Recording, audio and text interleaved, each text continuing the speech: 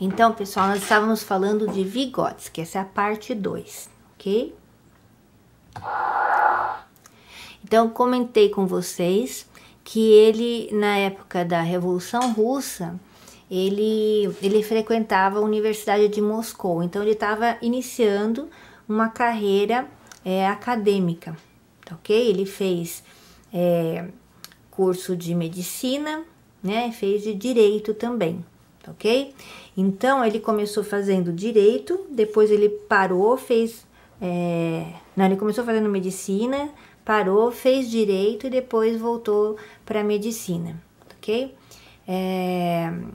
Nessa época, tava a família imperial, né, russa, no poder, e existia muita desigualdade, né, social, existiam muitas pessoas que morriam de fome, e a família dos czares, né, muito luxo, muita riqueza concentrada para eles, e o povo com muito sofrimento. Então tinha assim, era um país muito agrícola, de pessoas analfabetas, pessoas muito simples, né, camponeses, que não tinham recursos tecnológicos para melhorar a produção de alimentos, e não tinha estudo, não tinha condições de saúde, então era um povo ali tudo muito sofrido. Foi quando então houve a revolução. A revolução nada mais é do que chegaram lá, mataram toda a família de czares, né, e tomaram o poder, né? E aí começou-se uma série de eventos. No início parecia assim uma coisa muito bacana, e foi mesmo, né? E depois houve assim mudanças, né, de pessoas no poder e de estratégias que também teve seu lado ruim posteriormente, ok? E só que era um regime extremamente fechado, né? O resto do mundo não sabia, houve muita morte, né? De 1917 até 91 foi muito tempo, e que realmente o mundo não sabia direito o que estava acontecendo lá. Então não dá para dizer que esse período todo foi a mesma coisa. Não, houve momentos diferentes nesse processo. Então o que começou, e até Vygotsky fez parte desse início, né, da Revolução Russa, ele participou também no processo de alfabetização de camponeses, de ensiná-los a ter uma tecnologia mais avançada. Então, assim, teve todo um processo muito interessante. Mas também teve seus momentos, até o próprio Vygotsky foi perseguido, né, durante o regime. Então, naquele regime que ele mesmo ajudou, né, trabalhou por ele, ele também foi perseguido, tanto que os livros dele ficaram proibidos dentro da União Soviética durante muitos anos, ok? Em 1918, o ano que se formou, né, em Direito, ele retornou para uma cidade chamada Gomel, no país dele, e ele já lecionava lá antes, né?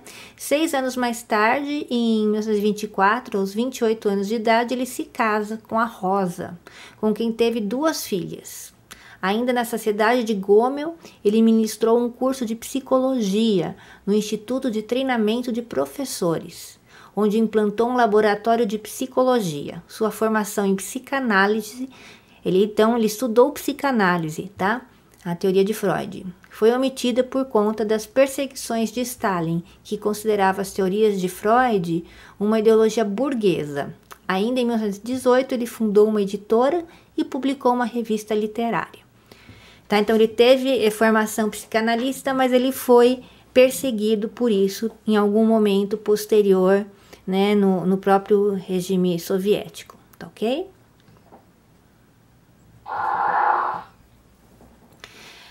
Tendo vivido a Revolução Russa em 1917, bem como estudado as obras de Marx e Engels, a partir da proposição teórica do materialismo histórico, propôs a reorganização da psicologia, antevendo a tendência de unificação das ciências humanas, no que denominou como psicologia cultural histórica. Então, a teoria dele, né, e tudo que veio depois, eles chamaram de psicologia cultural histórica. E aí a gente precisa fazer um pouco de dar uma memorizada, relembrada, digamos assim, né, do que vem a ser materialismo histórico, tá? Isso provavelmente vocês estudaram em filosofia, ou em sociologia, ou em história, em algum momento do ensino médio vocês estudaram. E assim, Vygotsky embasa toda a sua teoria nesse conceito de materialismo histórico que vem de Marx e Engels, tá ok? Então, primeiro vamos pensar em materialismo dialético. O materialismo dialético é a concepção filosófica do partido marxista-leninista, de Lenin, né? Marx e Lenin. Chama-se materialismo dialético porque o seu modo de abordar o fenômeno da natureza, seu método de estudar esses fenômenos e de concebê-los é dialético, e sua interpretação dos fenômenos da natureza, seu modo de focalizá-los, sua teoria é materialista. Gente, é assim, eles pensam, toda a Revolução Russa foi baseada no pensamento do camponês produtor de alimentos, né? Então, o que era o materialismo? Eu preciso de matéria, eu sou um ser material, eu preciso de comida. Eles morriam de fome, lembre-se disso, de fome e de frio. Então, eu tenho que pensar, para minha sobrevivência, eu tenho que pensar num meio material de sobrevivência. Eu não vou viver de filosofia, eu vou viver de comida. Eu vou viver de agasalho, viver de coisas materiais.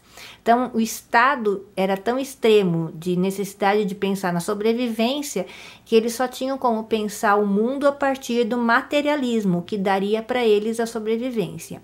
E a dialética aí é no sentido, eu mudo o ambiente e o ambiente me muda. É mão dupla, né? Então, eu pego a enxada e vou trabalhar a terra.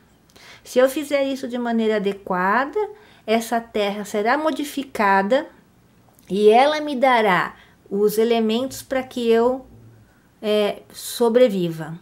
Então, sou eu modificando a terra e a terra me modificando, me mantendo vivo, me mantendo forte. Eu trabalho, mas também tenho um retorno desse trabalho material. Então, esse materialismo dialético é a base do que se entende como a Revolução Russa. Eu tenho que pensar em meios de sobrevivência e o que me sustenta esse pensamento é a ideia de marxismo, tá? E o Vygotsky embasou todo o olhar dele para o desenvolvimento humano a partir desse materialismo dialético. A partir do materialismo dialético, a gente pensa no materialismo histórico, tá? Então, o materialismo histórico é a aplicação dos princípios do materialismo dialético ao estudo da vida social, aos fenômenos da vida da sociedade, ao estudo dessa e sua história. Então, assim, a forma como, vamos supor, o povo brasileiro comia em 1500 é diferente do que ele comia e fazia para sua subsistência, sua vida em 1600, que é diferente de 1700, que é muito diferente de 2000. Então, assim, a forma como a gente interage com o meio e esse meio nos dá garantia de subsistência e qualidade, ela modifica ao longo do tempo. Então, e isso é que forma o que nós somos hoje. Então, se nós somos o que nós somos hoje, nós somos frutos de um processo histórico das pessoas que viveram nesse ambiente que a gente vive. A gente pode falar assim, eu sou brasileiro, mas não tem nada a ver com os brasileiros que viviam aqui há 300 anos atrás. Você é fruto disso. Né? Então, é isso que o Vygotsky, ele estuda.